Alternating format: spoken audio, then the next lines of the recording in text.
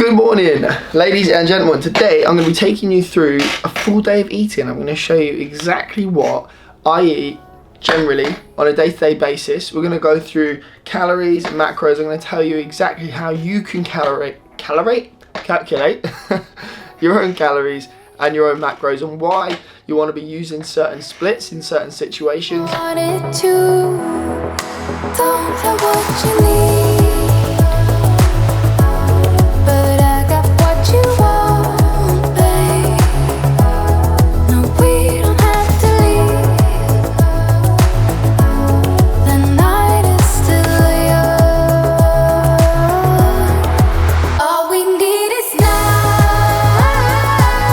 So this is my basic setup every day. I get a delivery from Fresh Fitness Food.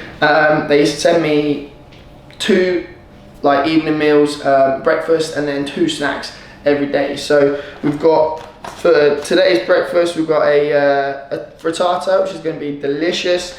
Lunch is teriyaki chicken with rice, and then dinner is beef ragu with peas, carrots, and pasta. I've also got PB&J brownie and some chocolate chip cookies. So all of this is about 2,800 calories. Now, I've been working with Fresh Fitness Food for a while. Some of you guys might be thinking, what's Fresh Fitness Food? Basically, it's just a meal delivery service. They take into account my calories and my macros. They make all the meals off-site in their kitchen. They deliver them fresh every morning to my house, so I just have to walk out like you see, grab the bag, and then everything's there. Now, I prepped for many years. When I was younger, basically I've cooked my own food since I was 16. Now I'm now 29. So I've only been using Fresh Fitness Food for about 1.5 years, but the service is fantastic. Now, this video isn't an advertisement for Fresh Fitness Food, but I wouldn't really be able to go through what I'm doing on my day-to-day life if I didn't kind of tell you that that's the service that I use. Effectively, all it does is take the stress out of having to cook. It just means I don't have to cook, which saves me a lot of time. Because back in the day when I was at university, what I would do is I would basically just make one massive meal, and that would last for the week. So I'd make a spaghetti bolognese, and I'd make like 6 portions of it and keep it in the fridge.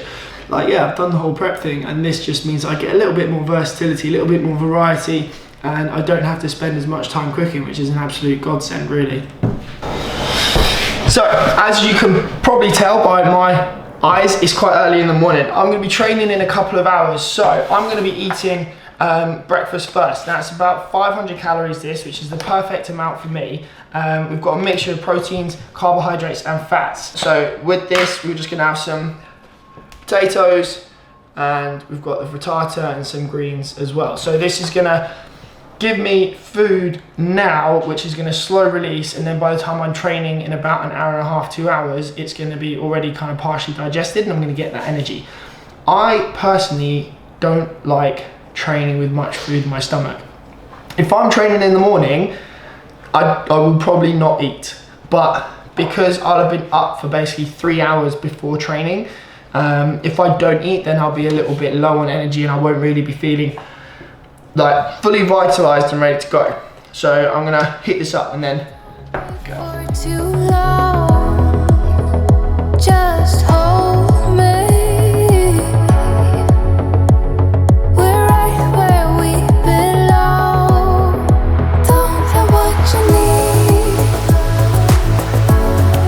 So this is what I love about having my meals prepped for me, because I've got a wonderful balance of food here, right? We can see we've got obviously potatoes, we've got some nice complex carbohydrates, we've got the frittata, which is mainly egg and peppers, and we've got some courgettes in there as well, which is just adding a little bit of versatility to it. Then on top of that, we've got spinach, which I'm absolutely loving at the moment, and some tomatoes. So overall, it's a really balanced meal. About, like I said, 400 or 500 calories, just enough to get me through till after training, and then we can have a bigger meal.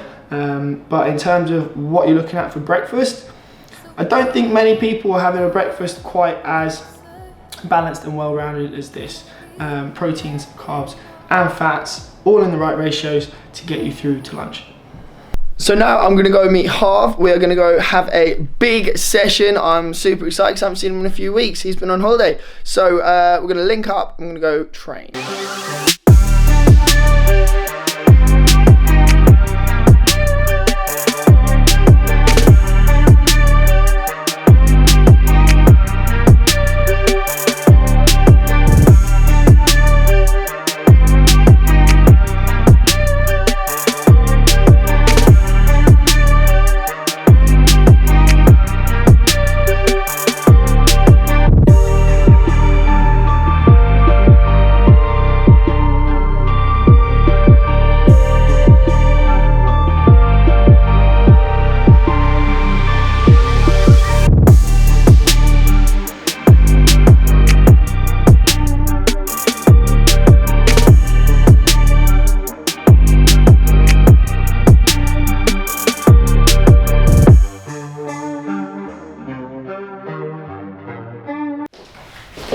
Now, something you're probably wondering is how I calculate my calories or why I'm on so many calories, because we've always been told, like, roughly for guys, you want to have about 2,000 to 2,200 calories a day, and I'm eating about 2,800. Now, the main reason is that, well, first off, I weigh about 90 kilos and I'm about 10 to 12% body fat, which means I've got a lot of muscle mass, and I work out roughly 4 to 5 times a week. That puts my energy expenditure up and means that I need to eat more food. So how did I actually calculate my calories? Well, the very first and the simplest thing that you guys can do as well is just nip onto a calorie calculator online. I'll put a link in the description, and you can put in your key information. It'll pretty much ask you your age, your weight, your height, and maybe your body fat percentage, and then it will spit out a number and tell you that's roughly how many calories you need to eat to maintain your body weight or lose a little bit or gain a little bit. Now, that might be great. However, it might not. Because if you've been perpetually under-eating or over-eating, then your metabolism may be up or down. Which means that if you just started to eat what it tells you and you've been eating way under that, you're going to put on weight relatively quickly. So what we actually need to do is you need to track what you're eating. Yeah, it's dead simple. Just get MyFitnessPal. Again, I'll put a link for that in the description. Get on MyFitnessPal, track what you're eating, record all the calories that you're eating, and record your weight. Okay, so record it from the first day, and then every week record your weight. Based on the average amount of calories you're eating per day, if your weight isn't going up at all, that's pretty much what your maintenance level calories are at that point. If they're under what that calorie calculator says, then it might be worth steadily increasing them. However, if they're not and they're pretty much in line, then you're already at your maintenance. It's that simple, really. Now, the next step after that is figuring out what your macros are going to be. Now, for me, the first thing that I always do is decide on how much protein I'm going to have. Now, if I'm weight training a lot and I'm looking to try and put on muscle mass, then I want to go for roughly 1 gram of protein per pound of lean body mass. So for me, I'm about 190 pounds, which means roughly about 190 grams of protein. Why I say roughly is because when it comes to nutrition, you don't actually have to be as meticulous and detailed as people think. Extra few grams here and there, extra less grams here and there, it's not really going to make much difference. To be honest, I tell all my clients, give yourself about a 10% buffer and you're not really going to notice much difference from there. So once I've calculated my protein at roughly 1 gram per pound, next thing I'm going to do is calculate my fat. So I do enjoy a high fat diet or a moderately high fat diet, even when I'm training and eating a lot of carbs. Tastes good, I like fat, I just, makes my foods taste better. It gives me a lot more flexibility with the types of food that I'm gonna eat. I don't just want to be eating dry rice and loads of potatoes and loads of sweet potatoes every day, so I add more fat into my diet. For me, 25 to 30% of my calories come from fats. Now, you can go down, 20% is pretty much what you would need. So I know how many calories I'm going to be on, roughly 2,800.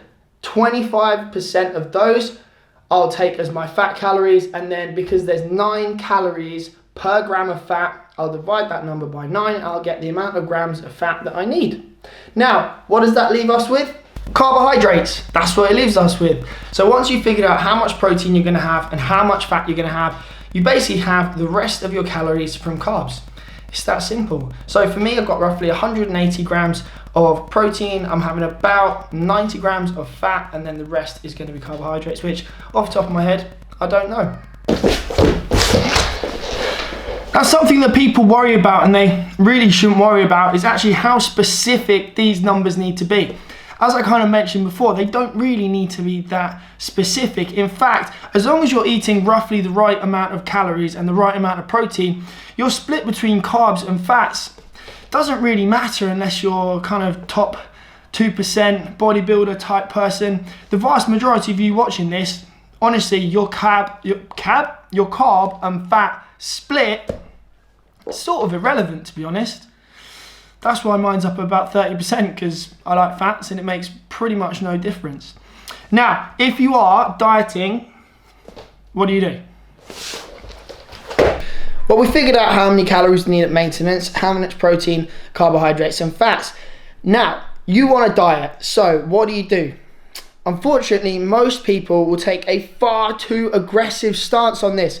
They'll try and diet and take a massive calorie deficit, cutting out all their carbs completely. And if I'm being honest, it's a bit of a fool's approach. The simplest thing you can do is just take either 10 to 20% of your calories out your table. That's literally it, 10 to 20%. You see why? Because that is a maintainable amount of calorie deficit. Yeah, you're going to be a little bit hungry. Yeah, you might have a small amount of cravings, but it's not going to be unsustainable. You're not going to be absolutely dying for that chocolate bar, because when it's only a small deficit, it's a lot more sustainable. Now, from a numbers perspective, if you have roughly a 500 calorie per day deficit, you should lose around 1 pound of fat per week. So not extreme, but quite a big deficit would be 1,000. That means that you're going to be losing roughly 2 pounds of fat, or roughly 1 kilo of fat per week. Now, for the vast majority of people, that is going to be a bit more than they're able to maintain for a significant amount of time. So if I was you, I'll just stick to that 10 to 20 deficit and you'll be fine. So roughly 500 calories, 400 to 500 calories per day, and you'll be spot on, because that is maintainable. And fat loss for the vast majority of people needs to be maintainable, not something that's going to last 2 weeks. So how long should you actually be dieting for? There's a tendency in our industry for people to diet for 8 weeks or so, which is actually quite a good amount of time. However, what unfortunately a lot of women do is they are perpetually on a diet. They're in a deficit, or they're eating not enough calories for a year. And so they kind of get used to this idea that that is how they should eat in order to stay thin, whereas actually that doesn't need to be the case at all. If you're dieting and you want to see consistent results, 8 weeks is actually a pretty good amount of time. In 12 weeks and 15 weeks, you can completely change your body shape. Bodybuilders will roughly diet for 12 weeks pre-show. The vast majority of you guys watching this, you don't need to be dieting like a bodybuilder. They are doing it for a sport. You're not doing it for a sport. You're doing it for life, to feel more confident, to feel more sexy, to drop a dress size before you go on holiday, to feel good in a bikini. You don't need to be as shredded as them, so it doesn't need to be quite as an extreme approach. But what if you want to gain weight? You want to gain muscle mass? What do you do then? Well, pretty simply, just flip it on its head. We want to be adding in more than we're needing, because we want to be building muscle, yeah? We're not here to maintain what we've got. We're here to literally grow our bodies until they are bigger than they were before. Now, a lot of people, they'll go on they'll be bulking, they'll call it bulking, and they'll literally eat whatever they want. And yes, they will put on some muscle mass, but they'll also store a lot of fat along with that as well. Now, it's not necessary to do that. You can put on lean muscle tissue without gaining additional body fat. Now, the way that we do this is by slowly bulking, because to be honest, if you're someone that's been training for a while, it's unlikely you're going to be able to put on more than 1 pound of muscle in a month. You're looking at across a year being able to put on roughly 1 stone of muscle, which is a lot. You'll definitely notice that, but it's not going to be as dramatic as you might hope or as you might think, especially if you're clean. All this information is based on not taking any performance enhancing drugs, by the way, so please bear that in mind. A lot of the time you see guys that have put on an extreme amount of muscle in a very short amount of time. Often they've had help and If they're in the early stages of their training, i.e. if you're a complete gym newbie, then you will put on muscle quite quickly. There are certain times when you're, say, 15, 16, you're trying to put muscle on early stages, and you can actually put on quite a lot in a very short amount of time. But if you are a fully developed adult male like myself, I'm now 29, realistically I'm not going to put on much more muscle mass than roughly 1 pound per month, and that's with spot on training and spot on nutrition. So what can we do to take away from this video? The first thing is to be aware that you shouldn't be dieting forever. If you are perpetually in a deficit, then your body is eventually going to accustom to that, and you are going to stop losing body fat, and you're just going to have to keep eating like that unless you reverse back up to a maintenance amount of calories.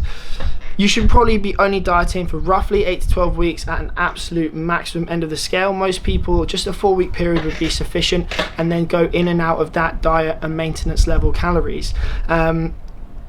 That brings me on to the next point of maintenance level calories. Make sure you know what they are. Make sure you're tracking your food and tracking your body weight or body composition, so you know how what you're eating is affecting your body shape and your body composition. Track it. The more information that you have, the better, and don't stress too much about it. We put a lot of time and mental stress into worrying about how we're eating and getting everything to the 1 gram and tracking our food to the 1 calorie, and you guys, you really don't need to do it. If I'm being completely honest with you, you don't need to be that meticulous with it, because although you might be really meticulous with the amount of calories that you're eating and the amount of protein that you're getting and the amount of carbs and fat split, your energy output on any given day is going to be different. It is not going to be 100% accurate and consistent, especially if you're tracking it on watch strap, an iWatch, any sort of Fitbit. There's a margin of error in all of these things. So even if you think you've got your numbers absolutely spot on with this and your numbers absolutely spot on with MyFitnessPal, there is going to be a degree of variation. So just take it with a pinch of salt. Don't stress yourself out about it, because that is one thing that is a bit unnecessary. Unless you're banging off an extra 3,500 calories a week, you're probably not going to gain much weight. So just remember that. Yeah, give yourself a little bit of a break, but at the same time, put into place the right things that we've talked about in this video to make sure that you are not going to be overeating or perpetually undereating. All right, guys, I hope you found that really interesting. Hopefully there were some great little knowledge bombs in there that you guys can take away. I've still got 1 more meal today, and I've still got 2 little snacks. So I kind of feel like I want a little bit of a snack now. I'm going to go get one. So as you've noticed today, the foods that I've been eating have contained carbohydrates, fats and proteins at every meal. I haven't broken it down and just had like 1 macro each thing. I've also had a lot of vegetables and a lot of fiber in all of my meals too. I haven't been too worried about getting protein in here or getting protein in there and eating certain times of the day. I'm literally just eating when I feel hungry, and I'm eating 3 relatively big meals and 2 snacks. So for most people, we just don't need to worry about meal timing that much. We don't really need to worry about getting protein in at certain times of the day. Really, unless you're trying to just build muscle mass and that's all that you're concerned with, I wouldn't really worry too much about that kind of stuff, guys. The most important things that I've talked about today that you need to think about is how many calories are you eating a day and if you're getting enough protein. It's literally it. It's quite simple.